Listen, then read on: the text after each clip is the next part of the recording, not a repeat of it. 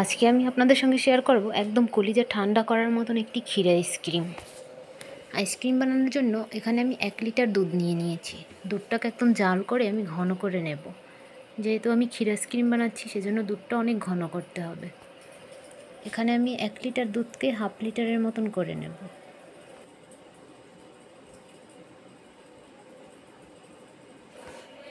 দুধটা যত ঘন হবে আইসক্রিমটা খেতে ততই মজা হবে। এখান থেকে আমি 2 চামচের মতন দুধ উঠিয়ে রাখব। এটা আমি পরে ব্যবহার করব। দুধটা টানিয়ে আমি একদম হাফ লিটারের মতন করে নিয়েছি। অনেকটা ঘন হয়ে গেছে। এখন দুধটা নামিয়ে আমি ক্যারামেল তৈরি করে নেব। ক্যারামেল বানানোর জন্য আমি একটি পাতিলের ভিতর 1 কাপ চিনি দিয়ে দিয়েছি। যতক্ষণ পর্যন্ত না চিনিটা গলে আসবে ততক্ষণ পর্যন্ত আমি চুলার জালটা হাই হিটে রেখে দেব। যখন চিনিটা গলে পাশ দিয়ে ক্যারামেলের কালার আসবে তখন আমি চুলার জালটা লো করে দেব। একদম মিডিয়াম আঁচে আমি ক্যারামেলটা তৈরি করব। যদি ক্যারামেলটা পুড়ে যায় তাহলে আইসক্রিমটা খেতে তেতো লাগবে। চিনিটা প্রায় গলে এসেছে।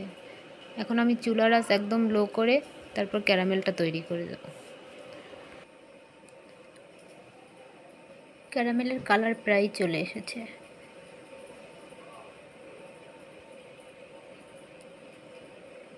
এখন এই পর্যায়ে আমি যে জাল করে দুধটা রেখেছিলাম সেই দুধটা ক্যারামেলের ভিতর ঢেলে দেব।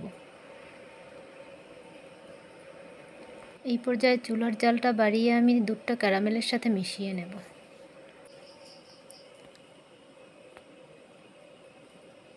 এখন একটা কাপে যে আমি দুধ উঠিয়ে রেখেছিলাম এর ভিতর দিয়ে দেব 1 টেবিল চামচ কর্নফ্লাওয়ার।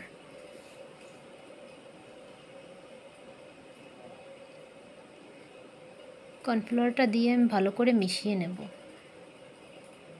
যাতে দলা পেকে না থাকে। এখন দুধের ভিতর কর্নফ্লাওয়ারের মিশ্রণটা ঢেলে দেব। কর্নফ্লাওয়ারটা দেওয়ার সঙ্গে সঙ্গে নাড়াচাড়া করতে হবে যাতে দলা পেকে না যায়। কর্নফ্লাওয়ারটা দেওয়ার কারণে আইসক্রিমের ভিতর কোনো বরফ জমবে না।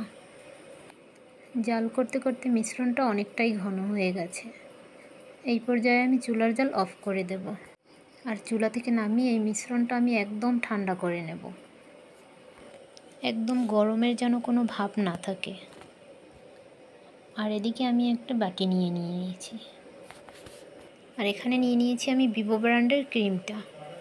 এখান থেকে আমি মেজারমেন্ট কাপের 1 কাপ নিয়ে নেব।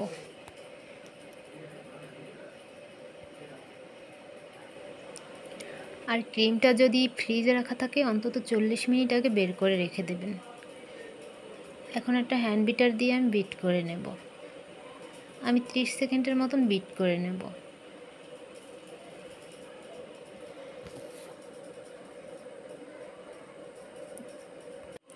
এখন দুধ আর কর্নফ্লাওয়ারের মিশ্রণটা আমি ক্রিমের ভিতর ঢেলে দেব।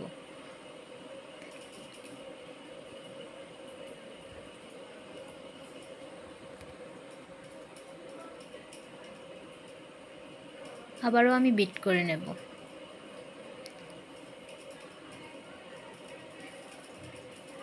এভাবে করে আমি 1.5 থেকে 2 মিনিটের মতন বিট করে নিয়েছি।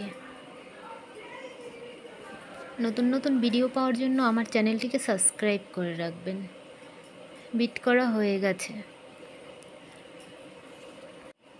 এখন আমি আইসক্রিমগুলো যে বক্সে জমাবো সেই বক্সে ঢেলে ডিপ ফ্রিজে অন্তত 24 ঘন্টার জন্য রেখে দেব।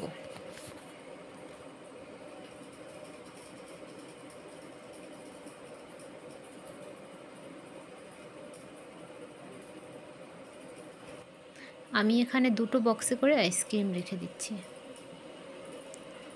ডিপ ফ্রিজে রেখে আমি 24 ঘন্টা জমিয়ে তারপরে নামিয়ে দেখাবো। 2টো বক্স এখন আমি 24 ঘন্টার জন্য ডিপ ফ্রিজে রেখে দেব। 24 ঘন্টা পর এখন একটা বক্স থেকে আমি আপনাদেরকে আইসক্রিম কেটে দেখাচ্ছি। আইসক্রিমের ভিতর কোনো প্রকার বরফ জমেনি। একদম পারফেক্ট ক্ষীরমালাই আইসক্রিম। ভিডিওটি ভালো লাগলে চ্যানেলটিকে সাবস্ক্রাইব করে রাখবেন আর কমেন্ট করে জানাবেন কেমন হয়েছে।